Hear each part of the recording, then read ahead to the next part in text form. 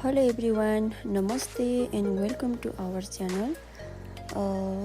आज चाहिँ म तपाईहरुलाई अटोमेटिक स्विङ मेसिन अलिभ डिआरएक्स जुन चाहिँ उषा जोनुमको है यो मेसिनको बारेमा चाहिँ थोरै डेमो दिन गइरहेको छु। र यसको लागि चाहिँ तपाईले सबैभन्दा पहिला चाहिँ है प्लग इन गर्नुस् अनि प्लग इन गरिसकेपछि तपाईलाई स्विच अन गरिसकेपछि तपाईकै अगाडि सियोनेर ठ्याक्क लाइट बल्छ है।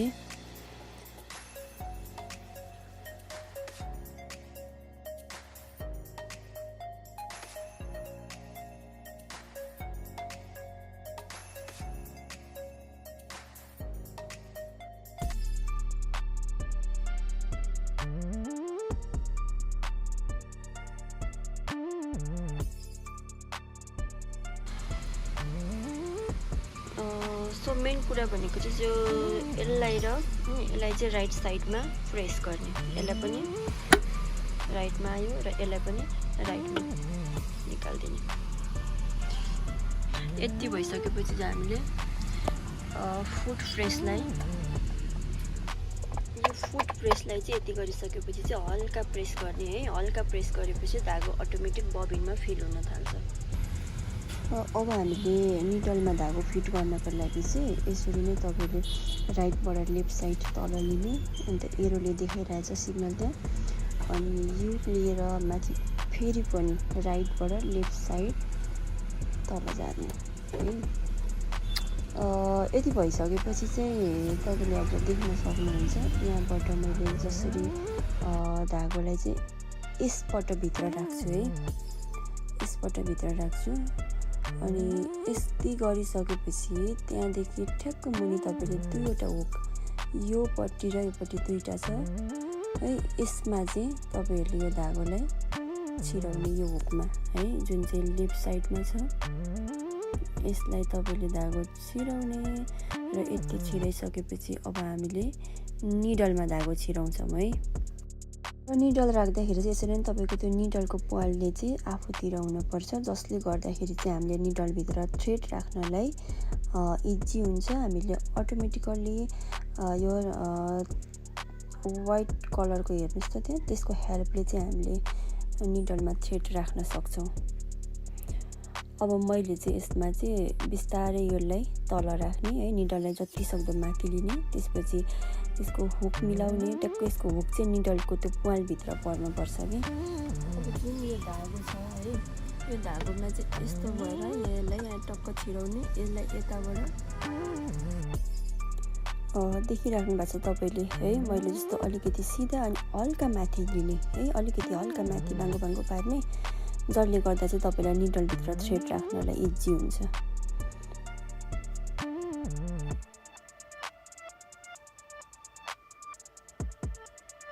अब यसलाई यो व्हाइट कलरको हुकलाई चाहिँ हामीले हल्का गरी छाड्दिने। हेर्नुस् त निडल भित्र हाम्रो धागो चाहिँ आइसकेको छ है।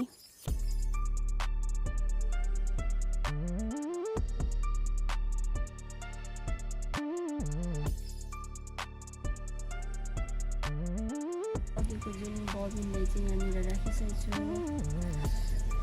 बबिनलाई छिराउने चाहिँ यहाँबाट होइन, धागो टक्क यहाँबाट छिराउने, यहाँबाट छिराएर चाहिँ यहाँबाट निकाल्ने। बबिनलाई यो बबिन त्यसमा राखिसकेपछि यसलाई चाहिँ हामीले जुन यहाँ छ यसलाई चाहिँ बबिन यहाँ राख्दाखेरि यता नि भएन, यता नि हुँदैन, यसको चाहिँ ठ्याक्क यहाँनिर हाल्ने अनि ट्याक आवाज आउनुपर्छ है। गुड। सो यसलाई चाहिँ अब हामीले यसो गर्ने र अब यो धागो तलको धागोलाई माथि तान्ने है।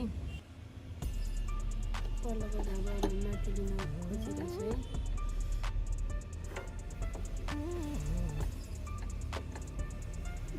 माथि आयो नि है।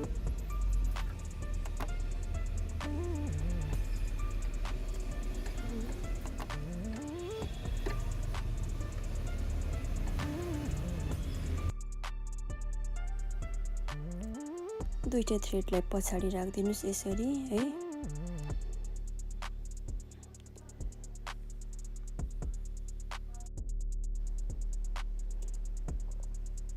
यसको हेल्पले चाहिँ हामीले है यसलाई चाहिँ तलमाथि गर्न मिल्छ है, तलमाथि सार्न मिल्छ तपाईको स्टिचिङको टाइममा।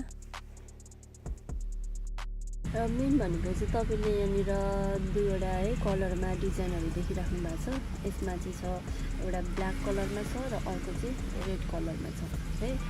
सो तपाईले अब यहाँनिर हेर्न सक्नुहुन्छ यो वेस्टमा चाहिँ यहाँनिर एउटा सेलेक्टर भनेर दिएको छ अनि एउटामा चाहिँ तपाईको यहाँनिर लेन्थहरू दिएको छ र यसमा चाहिँ तपाईले यहाँनिर भएको डिजाइनहरू सेलेक्ट गर्ने है। सो ए देखि जी सम्म छ। सो यस्तो तपाईले ए देखि जी सम्म कुन कुन डिजाइनहरू गर्ने भनेर चाहिँ यस्तो तपाईले यहाँबाट सेलेक्ट गर्ने।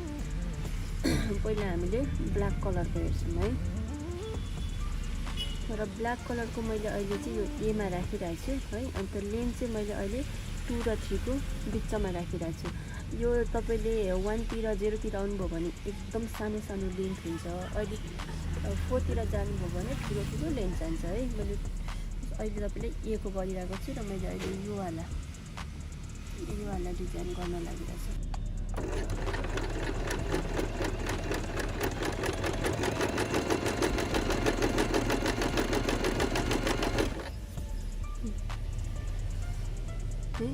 मेरो चाहिँ यो अलिकति लेन्थ धागोको यतिको आउनु चाहिँ मतलब मैले यहाँनिर 2 र 3 को बिचमा राखिरहेको छु। अब यसमै मैले यो बी भन्छु है। बी चाहिँ हेर्नु हैन अलिकति सेम छ ए जस्तै अलिकति डिफ्रेन्ट आउँछ। र मैले यसलाई घुमाएर अब यो कालो धर्काको सिधा अगाडि बीलाई सेलेक्ट गरेँ है।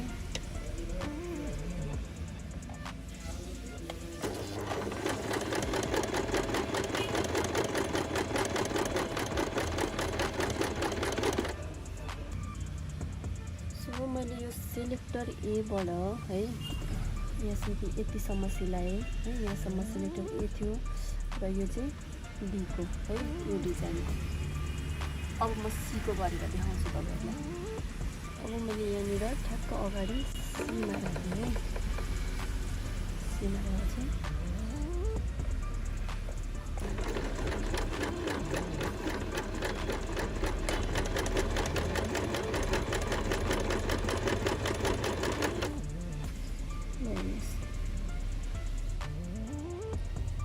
को यस्तो बसिरहेछ।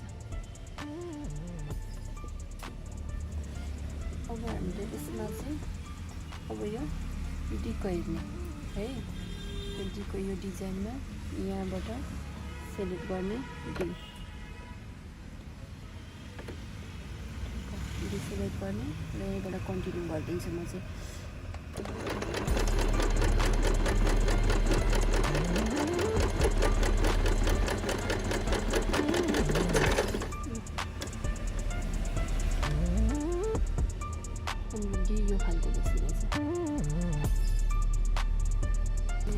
सेलेक्टर डी चाहिँ अहिले यो यसबाट आएको छ है। मैले यहाँनिर लेन्थ चाहिँ 2 मा राखेको छु।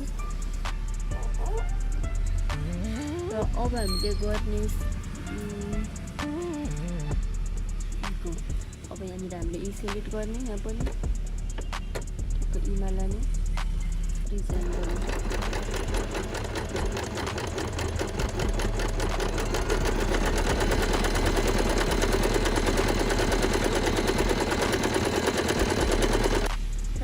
डिजाइनको चाहिँ हाम्रो यस्तो बसेको छ है। यस्तोमा यो यसरी यो डिजाइनमा बसेको छ है। अब हामीले एफ को गर्ने। एफमा चाहिँ यो वाला आउँछ यो वाला। अब हामीले यहाँनिर एफ सेलेक्ट गर्ने। ठ्याक्क मैले एफ सेलेक्ट गरेँ।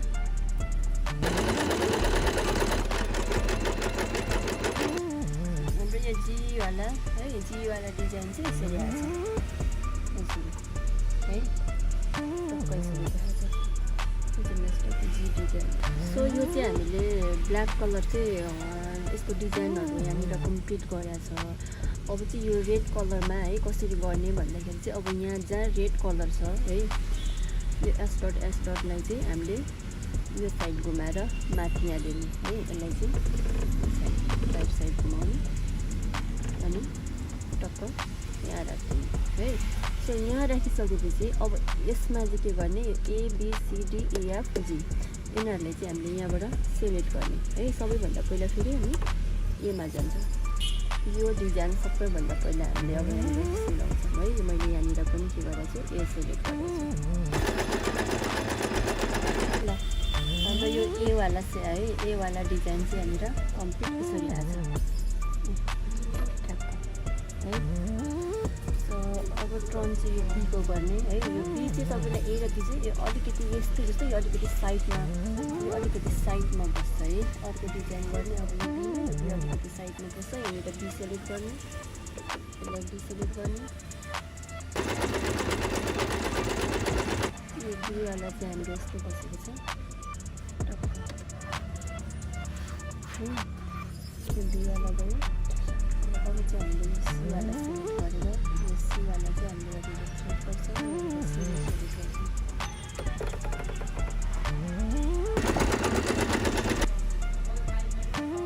मैले यो सीवाला है यहाँनिर यस्तो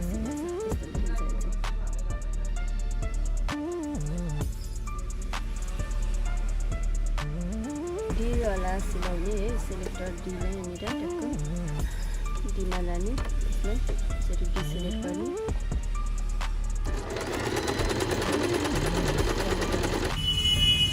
यो सेलेक्टर डी चाहिँ यो र यो त्यसको डी डिजाइन चाहिँ रातोमा डीवाला चाहिँ यस्तो बस्छ। तपाईँलाई ठ्याक्क योवाला डिजाइन आउँछ, ठ्याक्क यसमा यस्तो डिजाइनमा बस्छ। अहिले चाहिँ कुनै पनि डिजाइनहरूमा यसमा यसरी लाउन पनि मिल्छ। यो ईको लागि चाहिँ हामीले यो डिजाइनको लागि चाहिँ यहाँनिर पनि ई नै सेलेक्ट गर्ने। यसलाई चाहिँ टक्क ईमा लाने है। ईमा लगिसकेपछि अनि अब हामीले यहाँनिर स्टार्ट गर्ने। डिजाइन चाहिँ है यस्तो देखिन्छ।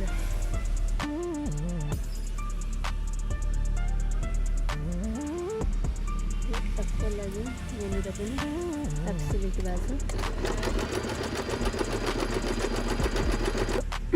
सेलेक्टर एफको डिजाइन है, एउटा यहाँनिर एप हुन्छ, अर्को यहाँनिर सेलेक्ट गर्ने र यसको डिजाइन चाहिँ यस्तो देखिन्छ। एफ डिजाइन गर्ने है। यो जीको डिजाइन गर्नलाई चाहिँ हामीले यसमा के गर्ने, जी नै लाने, जीमा गर्ने।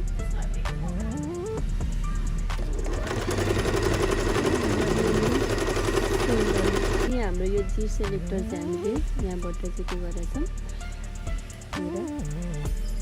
जी यस्तो डिजाइन बसेको छ है। यसको जीको चाहिँ तपाईँले यसरी नै अरू डिजाइनहरू पनि धेरै राख्न सक्नुहुन्छ यसमा है। अब कलर मिक्स गरेर धागोहरू राख्न सक्नुहुन्छ यसमा चाहिँ।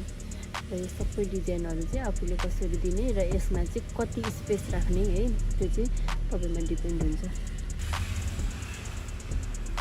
सो फाइनल्ली अब हामीले यो बाँकी अरू भिडियो लिनका लागि चाहिँ तपाईँलाई हेर्नका लागि है, तपाईँलाई फेरि अरूमा जानु होला। तपाईँले यहाँनिर स्पेसो गर्ने अनि यसमा सेलेक्ट गर्ने।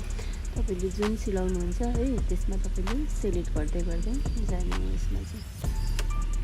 र तपाईँले सकिसकेपछि लास्टमा अनि यसमा चाहिँ के गर्ने, पछाडि आएर यहाँनिर यसलाई चाहिँ यसमा अफ गरिदिनु।